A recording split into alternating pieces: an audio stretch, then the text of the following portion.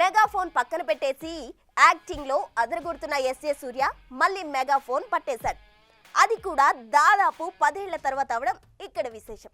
Versatile multi talented గా craze కొట్టేసిన ఈ కాలీవుడ్ స్టార్ సరికొత్త సినీ సంగతులేంటో ఇప్పుడు చూద్దాం. కామెడీ, సీరియస్, రూత్లెస్ ఇలా విలనిజంలో కూడా డిఫరెంట్ వేరియేషన్స్ చూపిస్తున్న ఎస్జే సూర్య మళ్ళీ బ్యాక్ టు రూట్ అంటూ మెగాఫోన్ పట్టేందుకు సిద్ధమయ్యాడు. తెలుగు, తమిళ్ అన్న తేడా లేకుండా అన్ని ఇండస్ట్రీలు కవర్ చేస్తూ ఫుల్ బిజీగా ఉన్న ఈ కోలీవుడ్ స్టార్ ఇప్పుడు రిస్క్ చేసి మెగాఫోన్ పట్టడం కాస్త ఆశ్చర్యమే. అప్పుడెప్పుడు పవన్ తో ఖుషి, కొమరం పులి, మహేష్ తో నాని తీసి తెలుగు ఆడియన్స్ కి దర్శకుడిగా పరిచయమైన ఎస్జే సూర్య స్పైడర్ లో విలన్ గా మాత్రం మరింత దగ్గరైపోయాడు. ఇక నాని నటించిన సరిపోదా శనివారంలో సుధా అంటూ ఫోకస్ అంతా తన వైపు తిప్పుకున్నాడని చెప్పాలి. పొంగల్ బరిలో బోల్తా కుట్టిన గేమ్ చేంజర్లను తనదైన మార్కు చూపించి మెప్పించాడు.